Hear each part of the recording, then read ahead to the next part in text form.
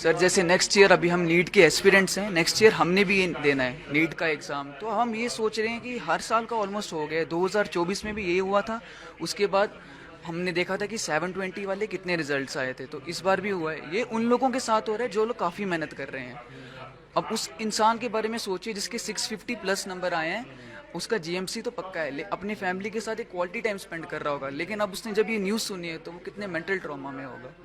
उसकी फैमिली उसके साथ, भले जो कोचिंग है और फैमिली है उनको दिलासा दे सकती है, लेकिन फिर भी वो क्या सोचेंगे। तो लगता है कि स्टूडेंट काफ़ी मेहनत करते हैं सर काफ़ी 2 साल मेहनत करते हैं सर, काफ़ी ज़्यादा। जी 3 साल ज़्यादा जी, अब वो ड्रॉप पे भी अगर ऐसा हो सकता है। ड्रॉप भी करते हैं। जी जी तो इस तरह जो अगर लीक हो जाता है पेपर तो कितना एक दिक्कत होती है स्टूडेंट्स को। जी सर, जैसे मैं अपने एक्सपीरियंस से भी बताऊं, जैसे अगले साल मैं भी दूंगा तो हमें वही सोच रहे हैं कि कितना मेंटली एग्जॉस्ट आदमी हो जाता है। हमने कितनी बार देखे जिन लोगों के रिजल्ट्स अच्छे अच्छे आते हैं तो वो बताते हैं कि हमने कितने 25 से 30 बुक्स क्वेश्चंस की प्रैक्टिस की है। लेकिन अब वो फिर से ये क्वेश्चंस की जब प्रैक्टिस करेगा तो वो कितना मेंटली एग्जॉस्ट हो जाएगा। तो ये बात गलत है, तो उनको ध्यान देना चाहिए इन चीज़ों पर। देखिए, बच्चों के लिए और पेरेंट्स के लिए, फैमिली के लिए सपना है, और इस सपने को पूरा करने के लिए बच्चा केवल 1-2 महीने की मेहनत नहीं है। कई ऐसे बच्चे हैं जो 6 ऑनवर्ड्स तैयारी कर रहे हैं, 7th ऑनवर्ड्स तैयारी कर रहे हैं, जो बहुत अच्छे नंबर ला रहे हैं, जो पढ़ाई में अच्छे हैं। उनके लिए पेपर दोबारा होना कोई बड़ी परेशानी नहीं है। पर आप सोचिए, एक काम को अगर आप बार बार रिपीट कर रहे हो। अभी प्रधानमंत्री मोदी जी ने भी, तमाम एजेंसियां हैं जो बच्चों की मेंटल हेल्थ के लिए बहुत ज़्यादा बातें करती हैं। आप उन बच्चों का सोचिए जिन्होंने मेहनत करी और आज उन्हें ये बोला जा रहा है कि नहीं, आपको पेपर 1 महीने या 1.5 महीने के बाद दोबारा देना पड़ेगा।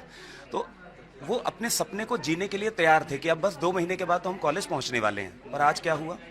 और ये कि ये प्रॉब्लम बार बार आ रही है। इस प्रॉब्लम को दूर करने का भी उपाय है।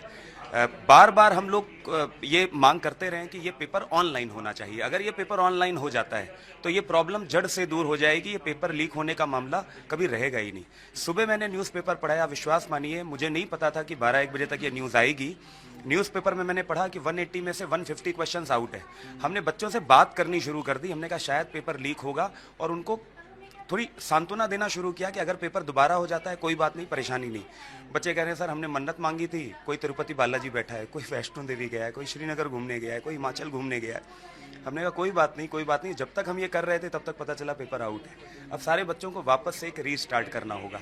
ये कहीं ना कहीं मेंटल हेल्थ के लिए तो बच्चों के लिए है परेशानी। मेरे हिसाब से ये एक बहुत गलत डिसीजन किया है एनटीए ने।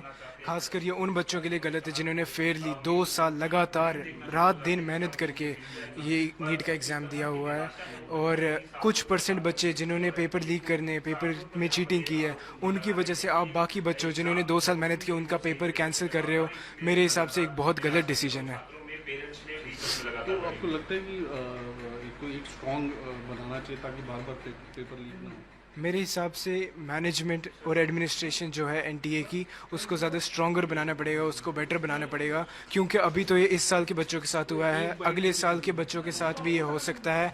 हमने अगले साल पेपर देना है, ये सेम चीज़ हमारे साथ रिपीट हो सकती है। मेरा ये मानना है कि नीट एक बहुत बड़ी एजेंसी है जो बहुत से पेपर कंडक्ट कराती है, जैसे कि नीट और जेई मेंस के एग्ज़ाम।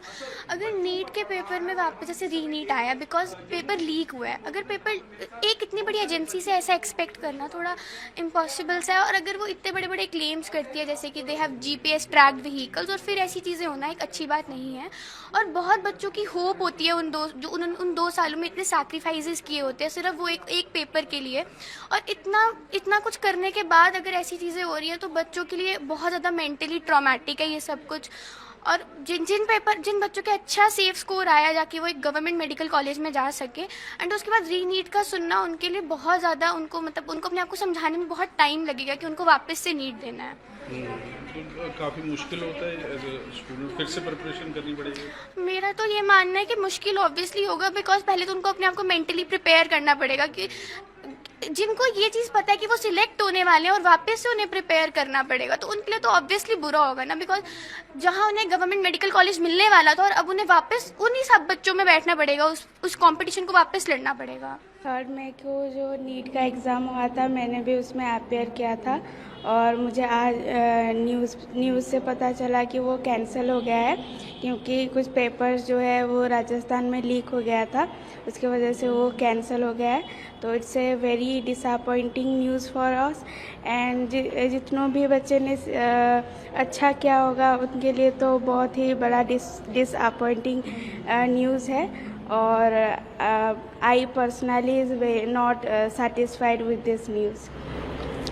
फिर एक बार एग्ज़ाम देना पड़ेगा आपको, फिर क्या डिफिकल्टीज फेस करेंगे? हाँ, फिर से वही सिलेबस को पढ़ना पड़ेगा, फिर से हार्ड वर्क करना पड़ेगा, फिर से वो जो एग्ज़ाम्स हॉल में बैठने का वो प्रेशर लेना पड़ेगा।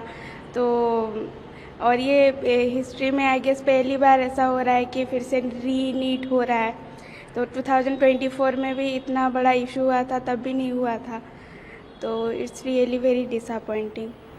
और फिर एक बार जाके एग्ज़ाम देना पड़ेगा, फिर और एक बार उसको फॉर्म भी फिलअप करना पड़ेगा, उसको कितना डिफिकल्टीज फेस करेंगे? हाँ, फॉर्म फिलअप में भी जो इन्वेस्टमेंट होता है वो भी एक प्रॉब्लम है।